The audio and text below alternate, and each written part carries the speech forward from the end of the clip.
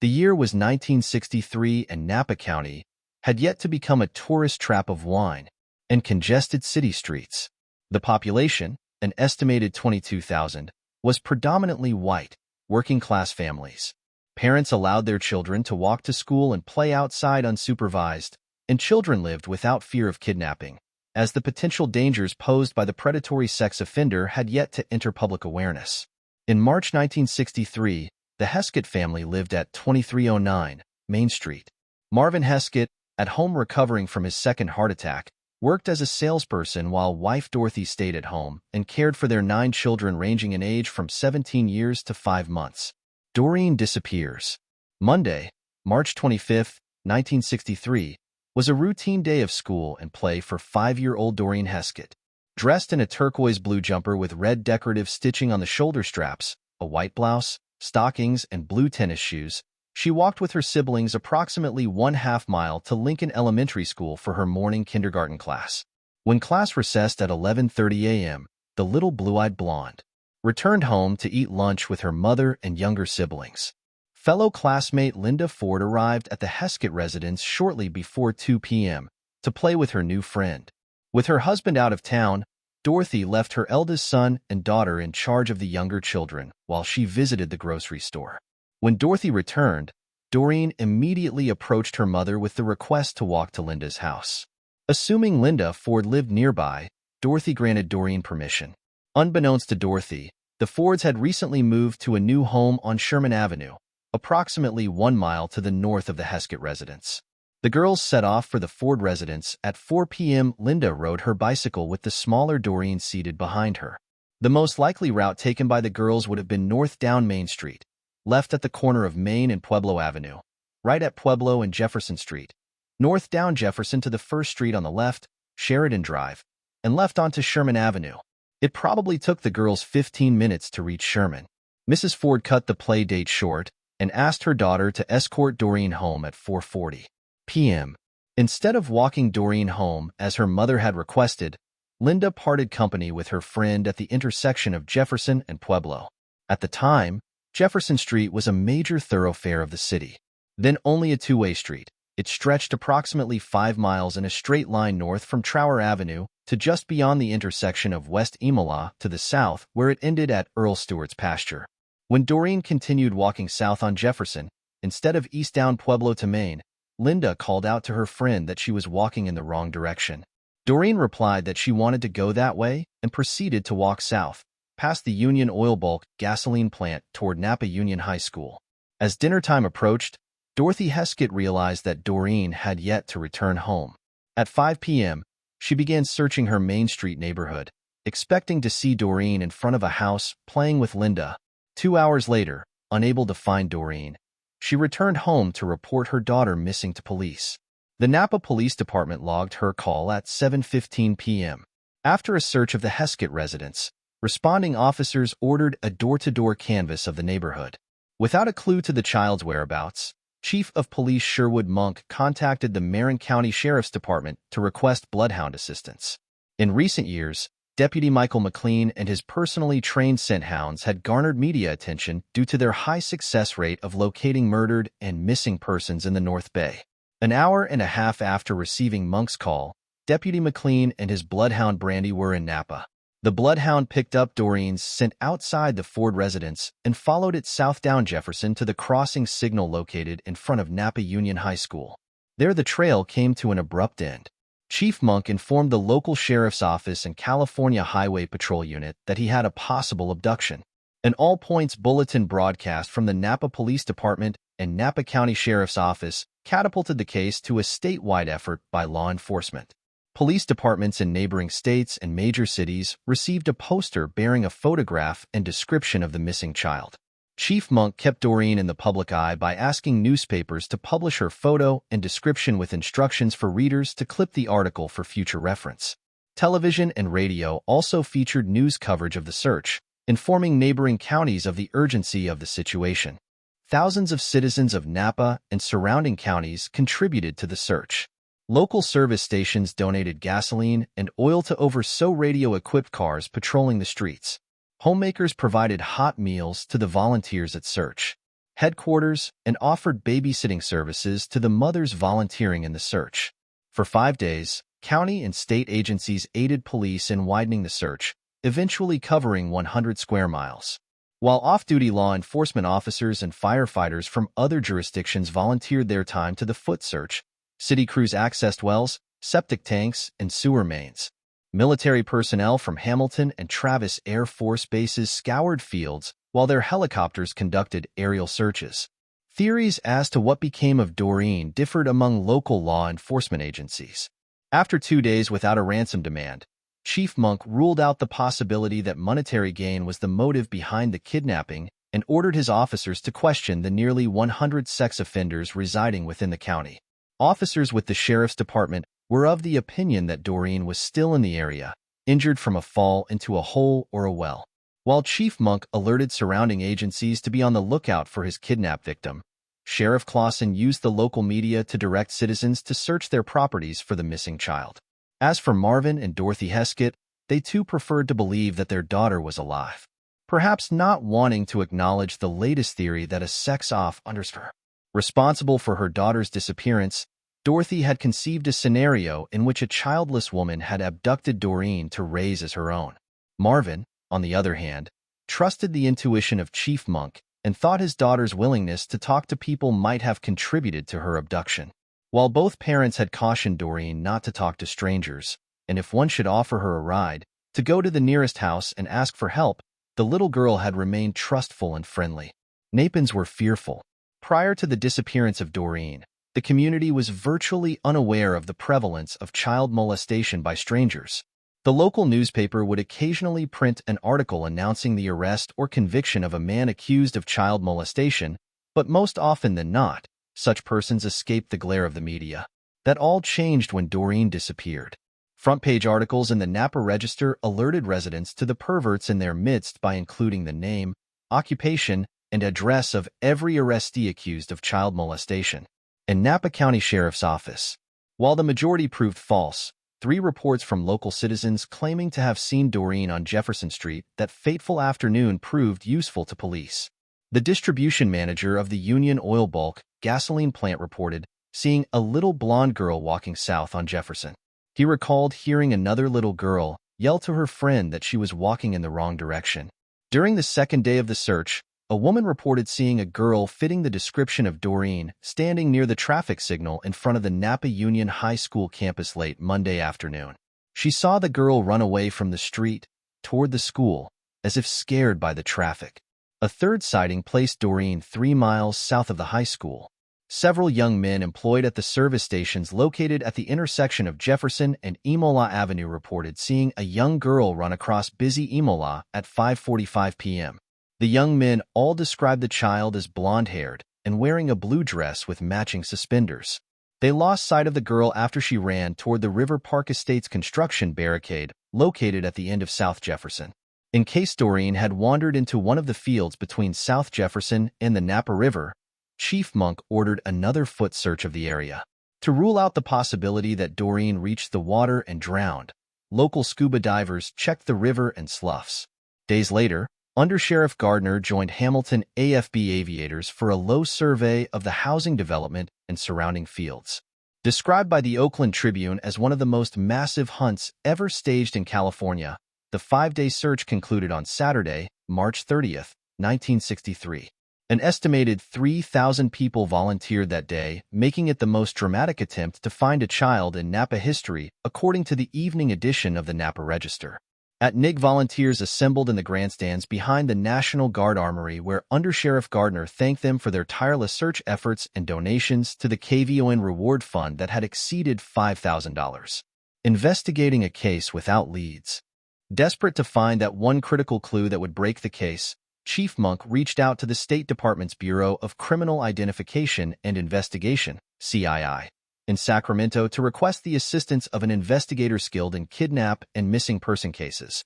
In early April, Special Agent Sidney Jones came to Napa and interviewed every person questioned by police in the initial hours of the investigation. Back at his Sacramento office, he ran background checks on every name in the voluminous case file. Jones also ran criminal background checks on 290 registered sex deviates in Napa, Solano, and Sonoma counties. Chief Monk assigned 3 officers to the Heskett case full-time. Assistant Chief Blair, Detective Sherman Schultz, and Juvenile Officer Earl Randall investigated potential sightings and possible leads from around the North Bay. Several jurisdictions, including San Jose and Petaluma, extended the courtesy of allowing Napa detectives to question suspects arrested for attempted abductions and molestations of young girls. Some residents of Napa theorized that police had been unable to locate Doreen because her parents were involved in her disappearance and withholding information from investigators. However, this was not the case. Police had interviewed Marvin and Dorothy Heskett early in the investigation, and neither parent had exhibited behavior indicative of deception. In fact, both parents had openly discussed their personal lives and allowed police to search their residence on more than one occasion. In order to quash the rumors, both parents agreed to undergo polygraph examinations. Chief Monk announced in the April 18, 1963, issue of the Napa Register that the test results showed both parents were truthful and not involved in the disappearance of their daughter. At the suggestion of Marvin and Dorothy Heskett, Chief Monk asked Los Angeles-based medium Lotte Vaughn Strahl to examine the case. Chief Monk and Detective Randall personally showed Vaughn Strahl the route Doreen walked before she disappeared. The self-professed psychic viewed mug shots of convicted sex offenders but failed to sense a connection to missing Doreen.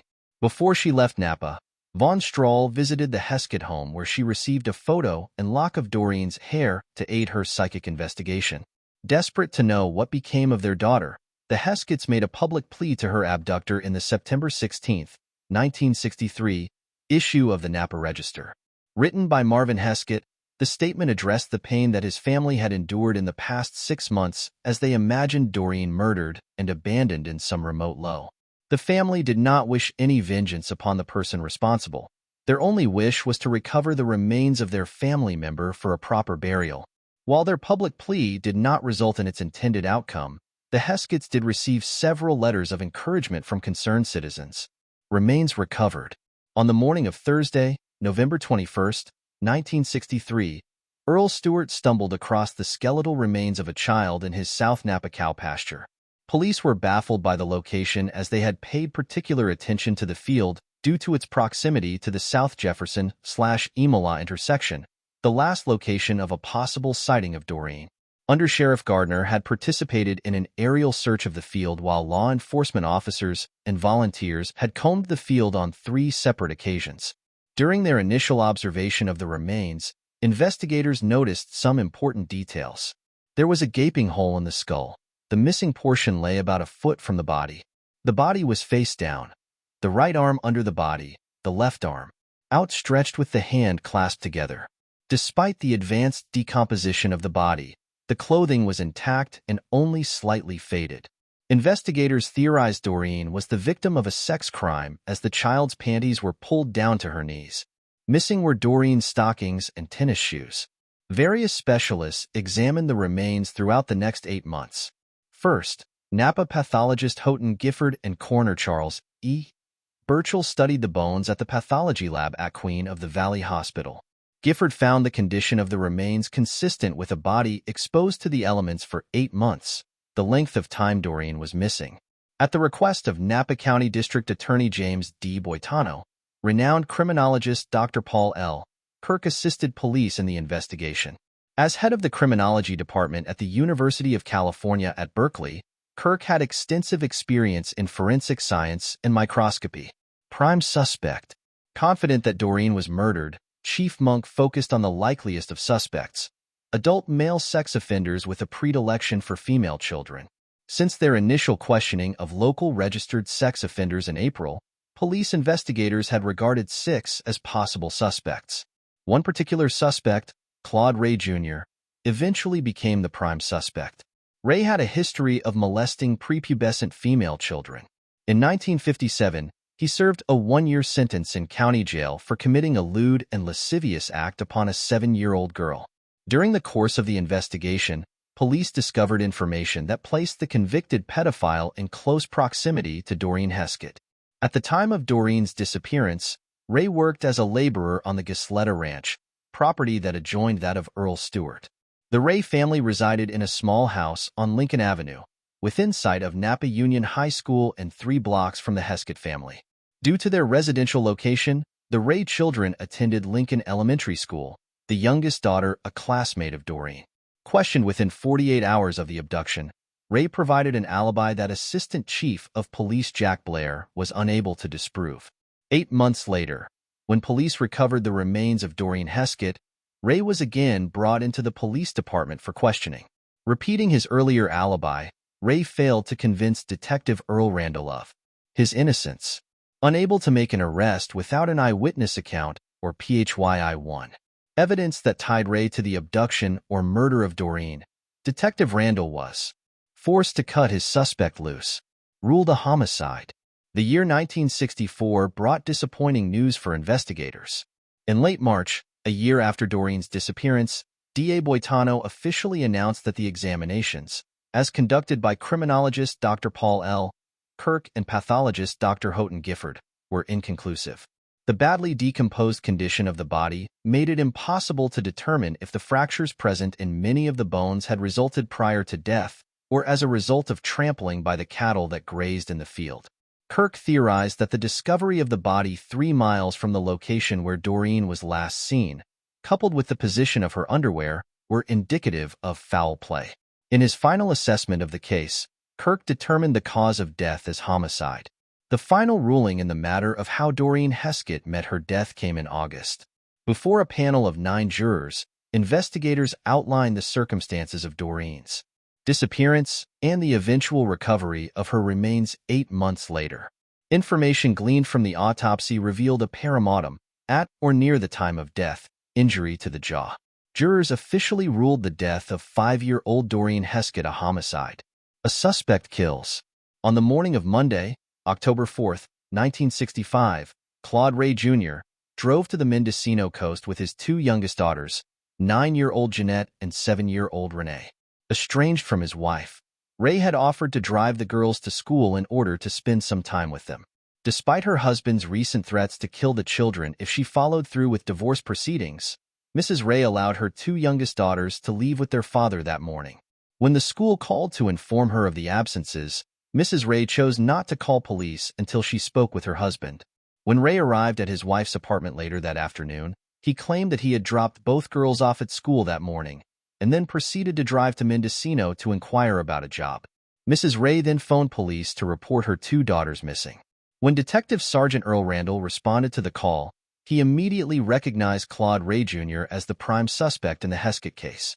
With time of the essence, Randall grilled Ray on the route he drove to Mendocino. Ray admitted that he had not inquired about a job, but rather drove along the coast pondering his marital problems. Ray cast further suspicion upon himself when he voiced his concern that a sex fiend had kidnapped his daughters and they had met the same fate as the little girl found in the hayfield.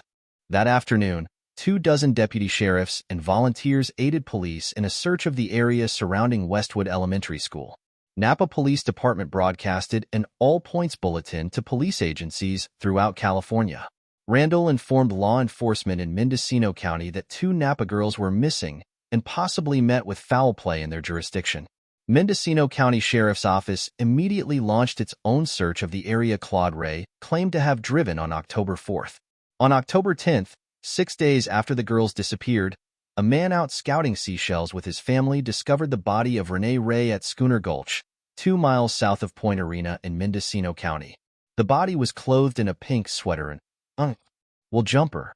A white ankle sock and black Mary Jane shoe were missing from the left foot.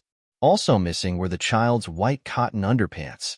The Mendocino County coroner noted a large welt over the right eye and another that stretched from the bridge of the nose to the upper lip. An autopsy revealed that the child was sexually assaulted prior to death or shortly thereafter. Observing bruises around the neck, the coroner determined cause of death as manual strangulation. The lungs, absent of water, supported the theory that Renee had been thrown into the ocean after death. Mendocino County Sheriff Reno H. Bartolome directed Sergeant Randall to arrest Claude Ray Jr. on the suspicion of murder and deliver him to the county jail in Ukiah for booking. As Randall transported his prisoner, members of the Air Force and Coast Guard searched the stretch of beach between Wallala and Point Arena for the body of Jeanette Ray. After 2 weeks of combing the beaches and county roads failed to produce a clue to the whereabouts of the missing child, Sheriff Bartholomew, resigned to the fact that Jeanette had been swept out to sea, called off the search. In Napa, D.A. Boitano and Assistant Police Chief Blair informed the press that detectives planned to question Claude Ray Jr. in relation to the Heskett case, as there were similarities between the cases that warranted further investigation. However, detectives were unable to uncover any new information that might link Ray to the unsolved murder.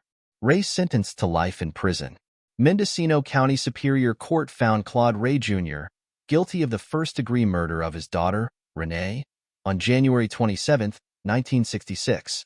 Authorities were unable to charge him with the murder of his daughter, Jeanette, as their search had failed to recover a body. 2 days after his murder conviction, Ray received a sentence of life imprisonment. On July 11, 1983, he committed suicide by hanging himself in his cell. Renee Ray is interred at Tulikay Cemetery in Napa. The inscription on the headstone reads, "My precious daughters, Renee M. Ray, July 10, 1958 to October 4, 1965, in loving memory of Jeanette L. Ray." 3 rows to the north lay the headstone of another little girl who lost her life to a depraved murderer. Her headstone simply reads, Doreen Heskett, 1957 to 1963. A 50-year-old cold case. For 47 years, the Doreen Heskett case remained unsolved and virtually forgotten as Napa investigators focused their attentions on new, solvable cases. The case resurfaced in late 2010 when Napa County received a $500,000 federal grant for the funding of a cold case unit. Comprised of Napa Police Detective Todd Schulman and Napa County Sheriff's Office Detective Pat McMahon, the 2-man cold case unit reviewed 39 unsolved homicide and sexual assault cases, the oldest case being that of Doreen Heskett. In the hopes of locating foreign DNA, detectives submitted the tattered remnants of the clothing worn by Doreen on March 25, 1963, to the Department of Justice Criminal Lab in Sacramento. In June 2012, the federal grant expired and detectives disbanded the cold case unit. As of this writing, there has yet to be a public announcement of the DNA results. During the 18 months that the cold case unit was in operation, the Napa Register published several articles related to the Heskett case. Comments posted to the Lee edition of the newspaper reveal suspicions passed down through generations.